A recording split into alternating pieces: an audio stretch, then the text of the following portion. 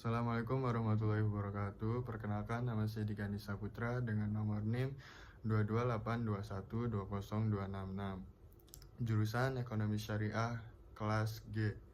Saya di sini akan sedikit menjelaskan tentang materi pengertian ekonometrika dasar untuk memenuhi ujian akhir semester. Langsung saja saya akan menjelaskan tentang materi yang pertama, yaitu pengertian ekonometrika.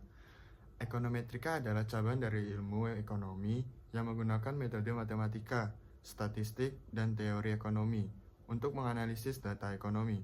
Tujuannya yaitu untuk memberikan dasar kuantitatif untuk membuat keputusan ekonomi dan kebijakan serta untuk menguji teori ekonomi dengan mengaplikasikan teknik statistik pada data ekonomi. Ekonometrika berusaha untuk memberikan estimasi, prediksi, dan inferensi yang lebih akurat mengenai fenomena ekonomi. Materi yang kedua yaitu ada metodologi ekonometrika. Metodologi ekonometrika adalah melibatkan beberapa langkah sistematis untuk menganalisis data ekonomi menggunakan alat-alat statistik dan matematika.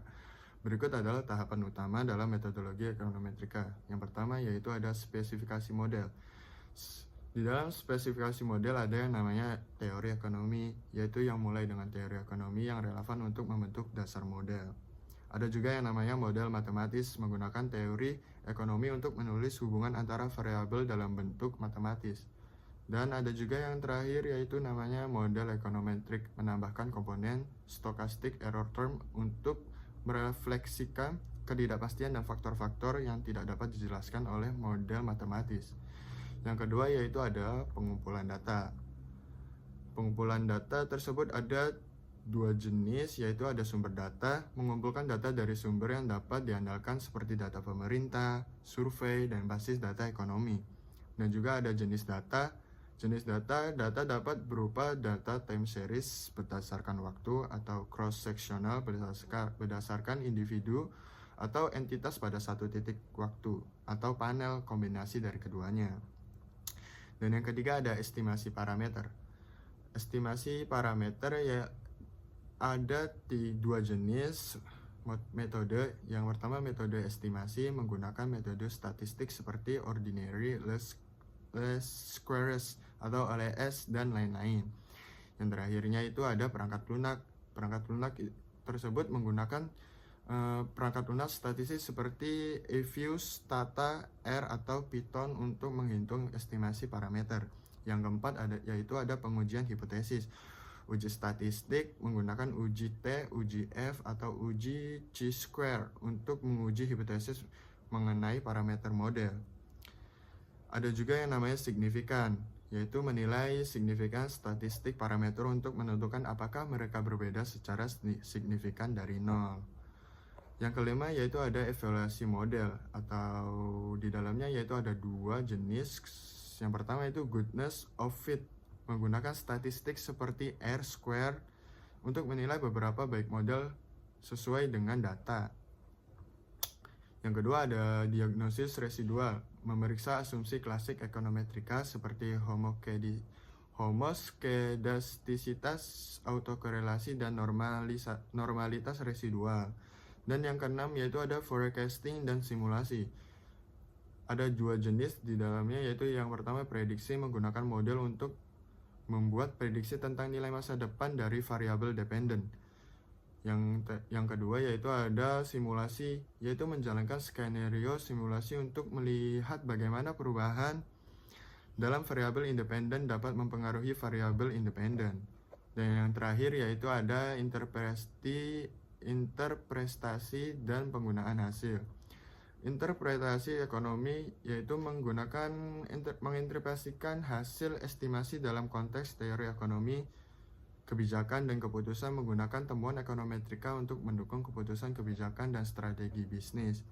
Metodologi ini kemungkinan untuk ekonomi untuk memodelkan hubungan ekonomi secara kuantitatif, menguji teori, membuat prediksi, dan memberikan dasar yang kuat untuk keputusan ekonomi yang lebih informasional. Dan untuk materi yang ketiga yaitu ada jenis-jenis ekonometrika.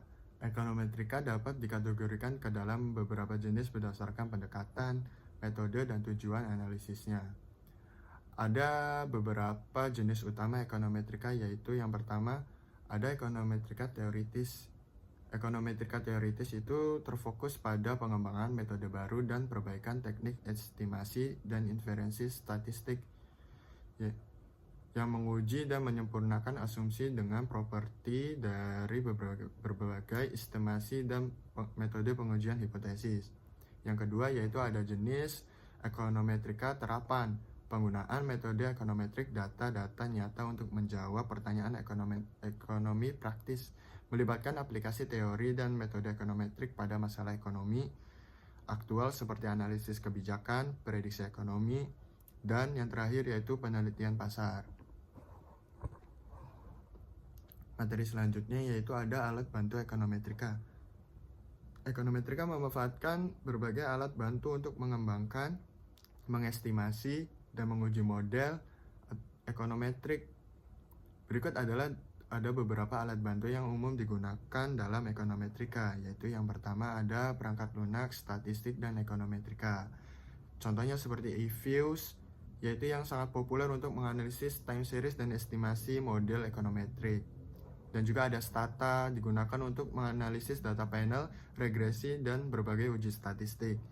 Dan ketiga ada R, yaitu bahasa pemrograman yang kuat untuk analisis statistik dan ekonometrika dengan banyak paket khusus. Dan juga ada Python dengan pustaka seperti Stats Model dan Skitch-Learn atau Python menjadi semakin populer untuk analisis ekonometrik. Yang kedua yaitu ada metode estimasi. Contohnya seperti Ordinary Least Squares atau OLS, metode yang paling umum untuk estimasi parameter dalam model regresi linear. Yang ada juga yang namanya Generalized Least Squares atau GLS, mengatasi masalah heterokedasitas atau autokorelasi dalam data. Yang ketiga ada uji statistik atau L-test dan F-test, digunakan untuk menguji signifikan parameter dan model regresi. Ada juga ya Durbin-Waston test untuk menguji adanya autokorelasi dalam residual model regresi. Dan yang keempat yaitu ada teknik time series atau contohnya seperti autogressive integrated moving average atau ARIMA, digunakan untuk analisis dalam peramalan data time series. Ada juga yang kelima yang terakhir yaitu analisis data panel. Contohnya seperti Fixed Effect Model, mengontrol variabilitas yang tidak keramat yang konstan sepanjang waktu. Ada contoh lainnya seperti Random Effects Model, mengasumsikan bahwa variabilitas yang tidak teramati acak dan tidak berkorelasi dengan variabel independen. Untuk kesimpulan dari materi yang sudah saya jelaskan adalah kesimpulannya yaitu ekonometrika adalah ilmu disiplin yang penting dalam ilmu ekonomi karena menghubungkan teori ekonomi dengan data empiris menggunakan metode matematika, statistika, dan komputasi. Dengan ekonometrika kita dapat menguji dan mengembangkan teori ekonomi, membuat prediksi yang relevan serta mendukung pengambilan keputusan ekonomi yang lebih baik. Sekian dari saya, kurang lebihnya mohon maaf. Assalamualaikum warahmatullahi wabarakatuh.